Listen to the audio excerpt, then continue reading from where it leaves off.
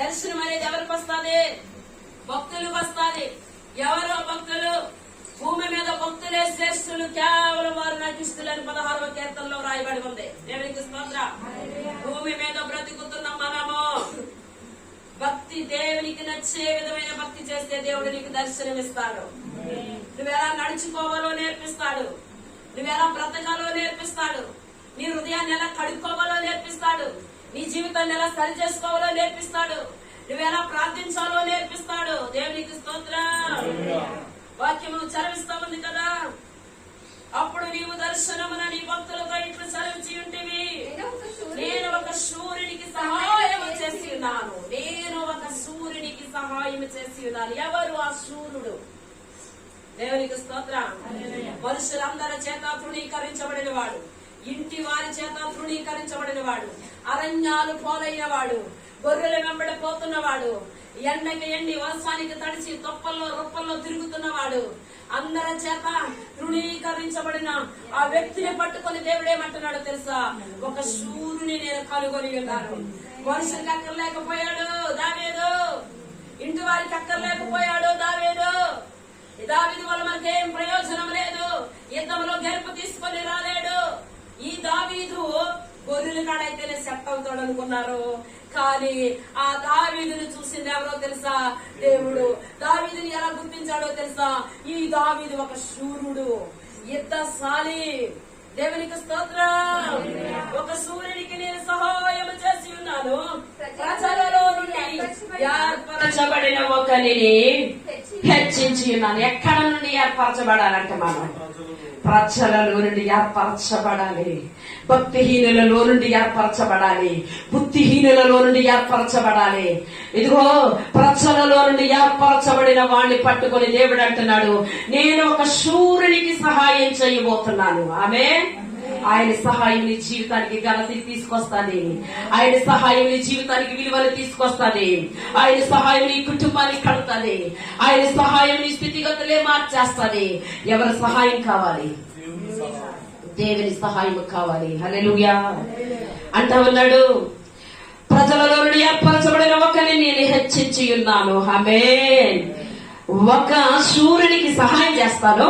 ఆయనే కనుక సహాయం చేయటం వస్తే ఆయన హెచ్చించడం ప్రారంభిస్తాడండి.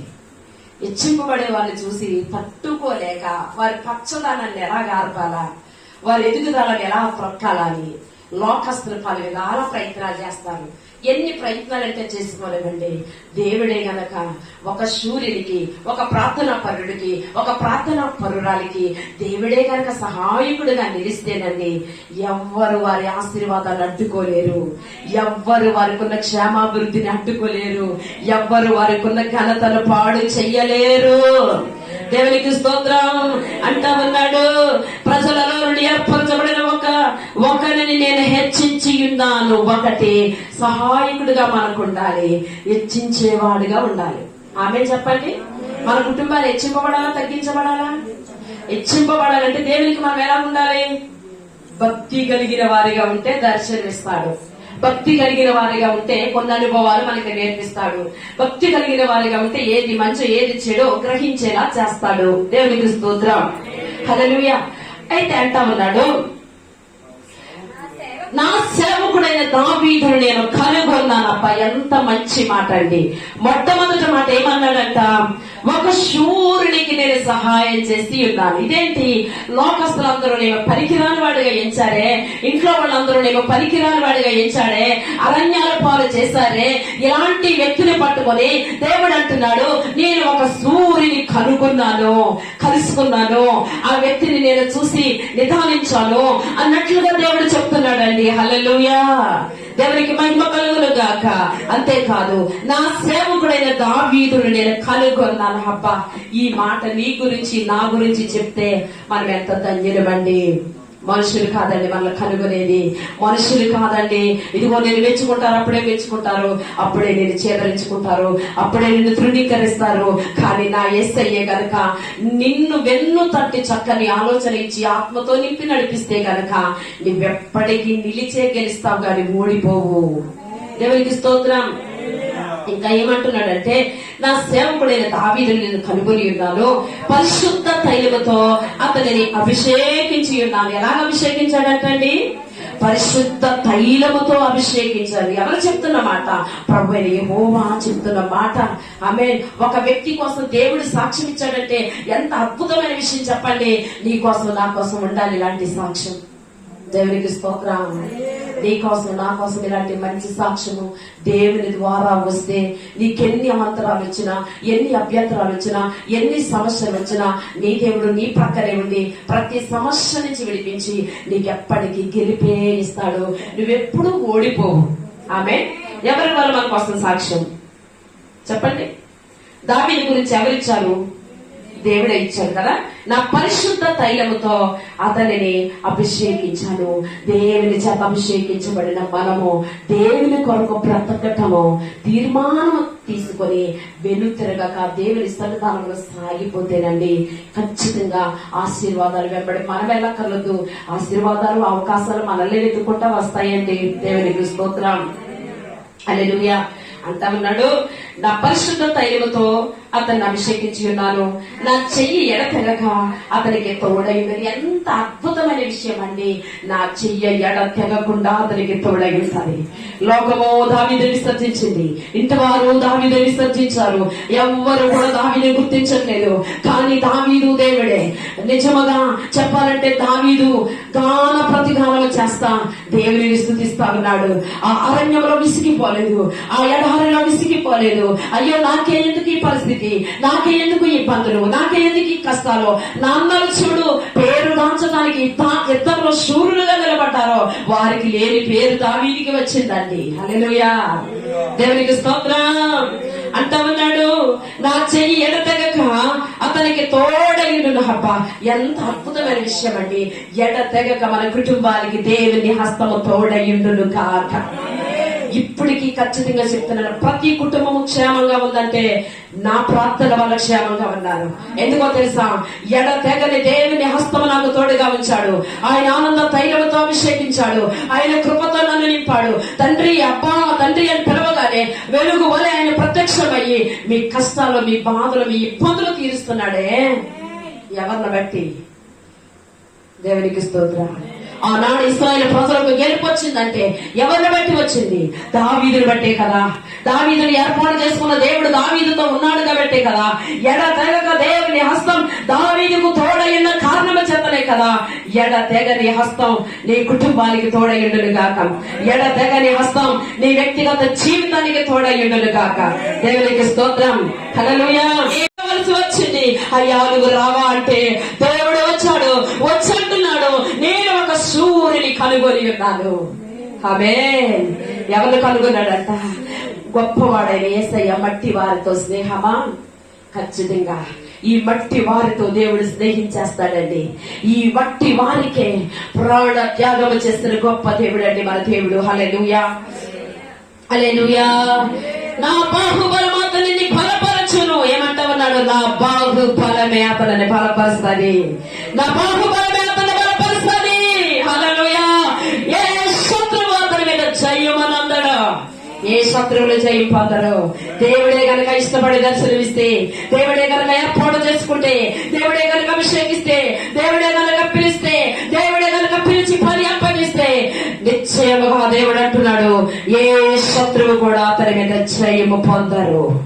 జయము పొందరు. ఎన్నో ప్రయోగాలు, ఎన్నో ప్రయత్నాలు, దాని సంఘము గాని అది కాని నా మర్రపం లేకుండా అయ్యిపోగులు గాక ఎన్నో చేతబడి చేత శోధించారు. ఎన్నో ప్రయోగాల చేత నన్ను బాధించారు. అన్నిటిలో తట్టుకోవడానికి నేను కాదు, నన్ను పిలిచిన వాడు, నాలో ఉన్నవాడు. హల్లెలూయా. నన్ను ఏర్పాటు చేసి ఉన్నవాడు, నన్ను పిలిచిన వాడు, దర్శనమిచ్చిన వాడు, పిలిపించిన చేయి పట్టి నడిపించిన వాడే నేటికి నన్ను సజీవముగా ఉంచాడు. దేవునికి స్తోత్రం. ఇక లాస్ట్ అయిపోయింది. ఇక ఎన్నైనా తట్టుకుంటారు. ఇక ఏట్లలోనూ దొరకదు. ఇక ఇంటిలో పెట్టి తగలబెట్టడం ఒక్కటే మార్గం అనుకున్నారు. ఇంటిలో పెట్టి తగలబెట్టడం ఒక్కటే మార్గం అనుకున్నారు. అర్ధరాత్రి కాడ తలుపు పెట్టి నిప్పంటించడానికి వచ్చారు. నా దేవుడు ఆ రోజే తొలిపేసుకోకుండా మరి దేవుని మాటలు చెప్పడం, దేవుని మాటలో నిమగ్నమైపోవడము, అది ఎంత విచిత్రమైన విషయం. నా మనవరాలు నిద్రపోకుండా ఏడిపించటము దేవుడు, అది ఎంత విచిత్రమైన విషయం. అయితే ఆ చీకటిలో వచ్చారు, గడపెట్టడానికి అవకాశం లేదు. 2 తలుపులు తీస్తున్నాయి కనుక మా మాటలు వినబడి వెనకకు తిరిగి వెళ్ళగానే ఆ మిసలు తగిలి మిసల మీద ఉన్న లోట అలా దొల్లుకుంటూ వెళ్ళిపోయింది. అయితే మెలకువగా ఉన్నారు, ఏం చేయాలని అలా ఇంటి చుట్టూ ఒక వ్యక్తి నడిచి వచ్చినట్లు, ఒక మందిరం, ఆ యొక్క మా వెనకాల ఉన్న మందిరం గోడ ఒక వ్యక్తి దుబుక్కును దూకునట్లు 2 వ్యక్తులు వచ్చి ఏం చేశారంటే నుప్పంటించారు. నేను ఊహించలేదు, ఎవరోలో అనుకున్నాను, కానీ పరిస్థితి ఎంత దాకా వస్తుందని నేను ఊహించలేదు. అదే టైంలో నా భర్త ఫోన్ చేశాడు. ఫోన్ చేస్తా ఉంటే కట్ అయిపోతూ ఉంటే దేవునికి ఎంత భయం అనిపిస్తుందో నాకేమో తెలియదు, కానీ ఇదేంటి కట్ అయిపోతుంది అనుకున్నాను. మరలా ఫోన్ చేశారు. ఫోన్ చేస్తా ఇలా మాట్లాడుతూ ఆ పైకి చూస్తా ఉన్నప్పుడు బరమంట ఏప్రిల్ 7వ తారీఖునేమో కాలుకుంటా నడుగొప్పుకొచ్చేసిందండి. నడుగొప్పుకొచ్చేసేసరికి నేను వెంటనే స్మైలీ ఇల్లు కాలిపోతున్నాడు అని పిల్లల భుజాన్ని వేసుకున్నానండి. కట్టు బట్టలతో బయటపడ్డాను ప్రాణముతో. దేవునికి స్తోత్రం. కొంప తగలబెట్టాము, పిచ్చదైపోద్ది, మెంట్లదైపోద్ది, ఇక సేవ చేయదు, ఇక అయిపోయింది దాని చరిత్ర అనుకున్నారు. కానీ నా దేవుడు నాతో మాట్లాడి నన్ను ధైర్యపరిచి నాకు బలం ఇచ్చి, అయ్యా నువ్వెంత గొప్ప దేవుడు అయ్యుండగా నీ సేవ నేను ఎలా మానేతానయ్యా, చెట్టు కిందుండైనా నీ సేవను నేను, నీ ప్రేమను నేను ప్రకటిస్తానయ్యా అనగానే నా దేవునికి ఏమి జాలి కలిగిందో నాకు తెలీదు. నాకు తెలియకుండానే నా దేవుడు ఒక అద్భుతమైన కార్యం చేశాడండి. నిజంగానే మేము ఇల్లు ప్రారంభిస్తూ ఉన్నప్పుడు అనుకున్నాను, ఏమో ఇల్లు మధ్యలో ఆగిపోతే అవమానమేమో, ఒకవేళ సగం గట్టి ఆగిపోతే అవమానమేమో అనుకున్నాను. కానీ నన్ను పిలిచిన వాడు సామాన్యుడు కాదండి, నన్ను అభిషేకించిన వాడు సామాన్యుడు కాదండి, నన్ను అభిషేకించిన వాడు గొప్పవాడు. కనుక 9 నెలలు పూర్తవ్వకుండానే నా ఇంటిని పూర్తి చేశాడండి దేవుడు, నా ఇంటిని పూర్తి చేశాడండి దేవుడు. అందుకే దేవుని వాక్యం చదివిస్తా ఉంది. ఒక్కసారి ఆ మాట చదువుదామా? నా చెయ్యి ఎడతెగక అతనికి తోడయుండును, ఎడతెగక నా దేవుని హస్తం ఆనాడు నుండి ఈనాడు వరకు తోడుగానే ఉంది. నా దేవుని హస్తం తోడుగానే ఉంది అంటా ఉన్నాడు. నా బాహుబలం అతనిని బలపరుస్తూ ఉంది. ఆ దేవుని బాహుబలమే నన్ను బలపరుస్తూ ఉందండి. ఏ శత్రువు అతని మీద జయము నందడు. ఆమె ఎన్ని ప్రయత్నాలు, ఎన్ని ప్రయోగాలు, ఎంత మందిని గూడుపుటారా లేసి ప్రయత్నాలు చేసిన, కలవరపరిచిన, చెదరగొట్టిన చెదరని విశ్వాసం నాది. నా దేవుని కొరకు బ్రతుకుతాను, నా దేవుని కొరకు జీవిస్తాను. ఏది ఏమైనా నా దేవుని కొరకే. ఈ రోజు నా కుమారుణ్ణి చదువుకోరాను, ఉద్యోగం చేయాలని అనేదాన్ని, నా దేవుని రుచి చూచిన నేను నా కుమారుణ్ణి చదువు మీద ఇంట్రెస్ట్ పెట్టకుండా, నువ్వేమి చదివినా ఎంత చదివినా మన దేవుని పనే తప్ప వేరొకటి మనకొద్దు అని చెప్పాను. నా కొడుకు నా మాట విన్నాడు, నాకు విధేయుడిగా బ్రతికాడు, లోక మాలిన్యత అంటుకోకుండా నా దేవుని కోసం బ్రతకడం ప్రారంభించాడు. హల్లెలూయా. దేవుని వాక్యం చదివిస్తా ఉంది. నా బాహుబలం అతని బలపరిచెను, ఏ శత్రువు అతని మీద జయము నందడు, దోషకారులు అతనిని బాధపరచరు, అతని ఎదుట నిలవకుండా అతని విరోధులను నేను పడగొట్టెదను, అతని మీద పగపట్టిన వారిని మొట్టెదను, నా విశ్వాసతయు నా కృపయు అతనికి తోడయుండును, నా నామమును బట్టి అతని కొమ్ము హెచ్చింపబడను. ఎంత అద్భుతమైన మాటలు దావీదు కోసం పలుకుతున్నాడండి. ఇంతకంటే మనకు అభయం ఏముందో చెప్పండి? ఇంతకంటే ధైర్యంతో కూడిన మాటలు మనకి ఏమున్నాయి చెప్పండి? నిన్నెవరు అర్థం చేసుకోవట్లేదేమో, ఒకవేళ నీ ఇంటి వారే నిన్ను గుర్తించట్లేదేమో, ఒకవేళ సమాజమే నిన్ను గుర్తించట్లేదేమో, ఒకవేళ కానీ దేవుని అనుగ్రహం పొందుకున్నాము, దేవుని అభిషేకం పొందుకున్నాను. హల్లెలూయా. నా దేవుడు ఇచ్చిన అభిషేకం ఇప్పటికీ కూడా అది కొనసాగుతూనే ఉంటదండి. దేవునికి స్తోత్రం. రాత్రి కాలంలో ఒక బిడ్డ మరి బ్లీడింగ్ ప్రాబ్లంతో ఆమె ఆపరేషన్ చేసిన దగ్గర రక్తం గడ్డకట్టుకుపోయిందంట. మళ్ళీ ఆపరేషన్ పడాలన్నారంట. నేను వెళ్ళి చెయ్యి పెట్టి ప్రార్థన చేస్తాను, దేవుని కృపను బట్టి ప్రార్థన చేసిన తర్వాత మరలా ఆపరేషన్ పడాలన్న నర్సులే అన్నారంట, నీకు ఆపరేషన్ పడదు, అది కరిగిపోద్ది అని చెప్పారంట. హల్లెలూయా. ఆ బిడ్డ కొరకు ప్రార్థన చేసి వచ్చాను దేవుని మహాకృపను బట్టి అంటా ఉంది. మరలా ఫోన్ లో ప్రార్థన చేస్తాను అంటా ఉంది. ఇప్పుడు నాకు చాలా రిలీఫ్ గా ఉంది. నేను ఎక్కడుండి ఎక్కడో ఉన్న వారి కోసం ఫోన్ లో ప్రార్థన చేస్తుంటే ఎంత రిలీఫ్ ఇస్తుంది. మనుషులకు ఏమాత్రం గ్రహింపు లేదండి. వారి హృదయం కఠినపరచబడుతుందండి. వారు చెవులు చెవిడెక్కిపోయినాయండి. వారి హృదయం ఎలా ఉందంట? దేవునికి స్తోత్రం. ఒక మాట పరిశుద్ధ గ్రంథం తెలియచేయబడుతూ ఉంది. నా విశ్వాసతయు, నాకు విశ్వాసం అంటే ఏంటో తెలుసా? నా సేవకుడైన దావీదంటే నాకు చాలా విశ్వాసం అని దేవుడు అంటున్నాడు. మన కోసం దేవుడు అన్నాడండి. నా కుమారుడు అంటే నాకు చాలా విశ్వాసం, నా కుమార్తె అంటే నాకు చాలా విశ్వాసం, నాకు నమ్మకం ఉంది, నా పని నమ్మకంగా చేస్తాది అని ఒక సాక్ష్యం దేవుడు మన కోసం పలకాలండి. హల్లెలూయా, దేవునికి స్తోత్రం. ఇర్మియా చదువుకుందాం. పరిశుద్ధాత్మ దేవుడు ఎంతవరకు మనతో చక్కని విషయాలు, దేవుని చేత అభిషేకించబడితే పరిస్థితులు ఎలా ఉంటాయో, ఎలా దేవుడు మనకి గెలిపిస్తాడో, ఎలాగ మనకి జయమిస్తాడో మనం విన్నాము. దేవునికి స్తోత్రం. హల్లెలూయా. ఇర్మియా 2వ అధ్యాయము, ఇర్మియా 2వ అధ్యాయము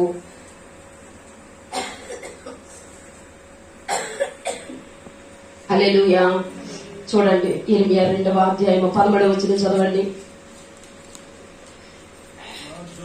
నా జనులు 2 నేరములు చేసి ఉన్నారు, జీవ జలముల మూట అయిన నన్ను విడిచి ఉన్నారు. జనులు ఏం చేస్తున్నారంటండి? నా జనులు 2 నేరాలు చేస్తున్నారు.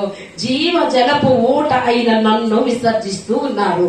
జీవ జలపు ఊట అయిన దేవుణ్ణి విసర్జిస్తే దేవునికి నష్టమా, మనకు నష్టమా? చెప్పండమ్మా. దేవునికి స్తోత్రం. చాలాసార్లు ఈ మాట సందర్భం వస్తే చెప్తాను. ఓట్లేని పచ్చడి ఏమైపోద్ది? పాడైపోద్ది. ఓటున్న పచ్చడి సంవత్సరాలు టేస్ట్ గానే ఉంటుంది. మన జీవితం టేస్ట్ గాను ఆశీర్వాదకరంగా దీవెనకరంగా ఉండాలంటే జీవ జలపు ఓట అయిన యేసయ్యను పెనవేసుకోవాలి. జీవ జలపు ఓట అయిన యేసయ్యను హత్తుకోవాలి. జీవ జలపు ఓట అయిన యేసయ్య అభిషేకముతో నింపబడాలి. హల్లెలూయా. నా జనులు ఎన్ని నేరాలు చేస్తారంట? 2 నేరములు చేసి ఉన్నారు. జీవ జలముల ఊటనైన నన్ను విడిచి ఉన్నారు. తమ కొరకు తొట్లను అనగా బద్దలై నీళ్లు నిలవని తొట్లను తొలిపించుకుంటున్నారు. వారంతట వారే మార్గాలు వెతుక్కుంటున్నారు. నీళ్లు నిలవని మార్గాలకు వెళుతూ ఉన్నారు. నీళ్లు నిలవని పరిస్థితుల వైపు చూస్తా ఉన్నారు. ఒక తొట్టులో ఆ తొట్టు పగిలి ఉన్నప్పుడు నువ్వెన్ని నీళ్లు పోసినా నీ వృధా ప్రయాస వ్యర్థమైపోద్ది, కానీ నువ్వు దాని వల్ల ఏ మాత్రం ప్రయోజనమో పొందవు. అదే ఆ యొక్క బద్దలు అవ్వని తొట్టిలో నీళ్లు పోసినప్పుడు నీ శ్రమకు ఫలితం ఉంటుంది, నీ విశ్వాసానికి ఫలితం ఉంటుంది, నీ భక్తికి ఫలితం ఉంటుంది. అందుకే దేవుడు అంటా ఉన్నాడు, నా జనులు 2 నేరములు చేసి ఉన్నారు, జీవ జలముల ఓట అయిన నన్ను విడిచి ఉన్నారు. ఎవరు విడుస్తున్నారంట? ముందు దేవునికి స్తోత్రం. మనందరం వెళ్తేనే మేరీ కుమారి సంఘం అని అనుకోకండి. దేవునికి స్తోత్రం. నాకంటే ముందు ఎవరు విసర్జిస్తున్నారో చెప్పాలి. నాకంటే ముందు ఎవరు విసర్జిస్తున్నారు? ఈ మాట మేరీ కుమార్ పలికిన మాట, దేవుడు పలికిన మాట? దేవుడు పలికిన మాట. దేవునికి స్తోత్రం. చదవండి. తమ కొరకు తొట్లను అనగా బద్దలైన నీళ్లు నిలవని తొట్లను తొలిపించుకొని ఉన్నారు. 17వ వచనం, నీ దేవుడని యెహోవా నిన్ను మార్గములో నడిపించుచుండగా నీవు ఆయనని విసర్జించటం వలన నీకు నీవే బాధ కలగ చేసుకుంటేవి కాదా? దేవుడు మార్గంలో నడిపిస్తున్నాడు. ఏ మార్గంలో నడిపిస్తున్నాడు? దేవునికి స్తోత్రం. అవసరానికి వచ్చి అవసరం తీరిపోయి రోగం తగ్గిపోతే దేవుని విడిచి దూరం వెళ్ళిపోతామని కాదు. మేలైన మార్గం నీ కొరకు చూపించాడు. నీ కొరకు ఒక సేవకులను నిలబెట్టుకున్నాడు. గ్రహించాలి. దేవునికి స్తోత్రం. ఎవరి క్షేమం కోసం అండి? దేవునికి స్తోత్రం. దేవుని వాక్యం చదివిస్తా ఉంది కదా, చదువుదాం. నీ దేవుడని యెహోవా నిన్ను మార్గంలో నడిపించుచుండగా నీవు ఆయనని విసర్జించడం వలన నీకు నువ్వే ఈ బాధ కలగజేసుకుంటావు కదా. ఎవరు విసర్జిస్తున్నారు? ముందుగా వాక్యమును ప్రకటించే నన్ను విసర్జిస్తున్నారు. జీవము కలిగిన నాతో ఉన్న దేవుని కూడా విసర్జిస్తున్నారు. బాధ వచ్చినప్పుడు ఎవరు కారణం చెప్పండి? దేవునికి వస్తుందా బాధ? దైవజనులకు వస్తుందా బాధ? ఎవరికి వస్తుంది? విసర్జించిన వారికి బాధ వస్తుందండి. ఖచ్చితంగా చెప్తున్నాను నేను. హల్లెలూయా. చదువుదాం. నీకు నువ్వే ఈ బాధ కలగజేసుకుంటావు కదా. బాధ వచ్చినప్పుడు ఎవరినంటారు? దేవునికి స్తోత్రం. కాస్త బలంగా శాతలేదేం పాటరాము గారు అప్పుడు చేసింది కానీ ఇప్పుడు శాతలేదు, బలహీనం అయిపోయింది, వయసు అయిపోతుంది కదా అనుకుంటున్నారేమో. దేవునికి స్తోత్రం. అప్పుడున్న దేవుడు ఇప్పుడు ఉన్నాడండి. హల్లెలూయా. 19వ వచనం, నీ దేవుడైన యెహోవాను విసర్జించుటయు నీకు నా యెడల భయభక్తులు లేకుండుటయు బాధకును శ్రమకు కారణమగునని నీవు తెలుసుకొని గ్రహించినట్లు నీ చెడుతనము నిన్ను శిక్షించును. ఎవరికి శిక్ష చెప్పాలి? ఇప్పుడు వరకు అభిషేకించబడిన దావీదు గురించి దేవుడు మాట్లాడాడు. ఇప్పుడు వరకు దేవుని మార్గంలో నడుస్తున్న విశ్వాసుల కొరకు దేవుడు మాట్లాడుతా ఉన్నాడు. ఏ జాబితాలో ఉన్నారు, ఏ మనసు కలిగి ఉన్నారో గ్రహించాలని మీకు తెలియజేస్తా ఉన్నాను. దేవునికి స్తోత్రం. హల్లెలూయా.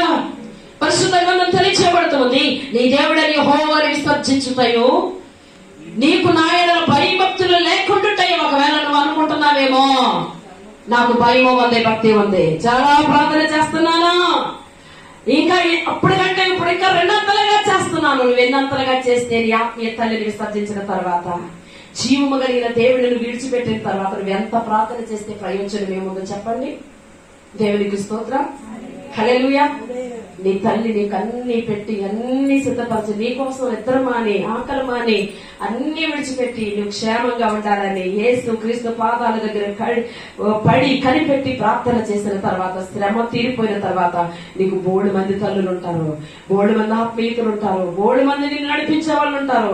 కానీ శ్రమ వస్తే దేవుడు అంటున్నాడు, నువ్వు నా మార్గంలో నుండి తొలగిపోయి ఈ శ్రమకి ఈ బాధకి కారణం ఎవరో చెప్పాలి. దేవునికి స్తోత్రం.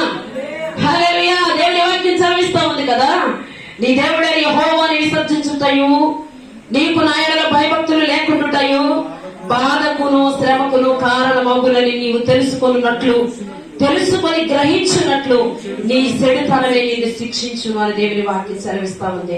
ఎవరి చెడుతనాన్ని బట్టి, ఎవరి అవిధేయతను బట్టి, ఎవరి తిరుగుబాటును బట్టి, ఎవరి ద్రోహ కార్యాలను బట్టి వారిని దేవుడు తప్పగా శిక్షిస్తాడు.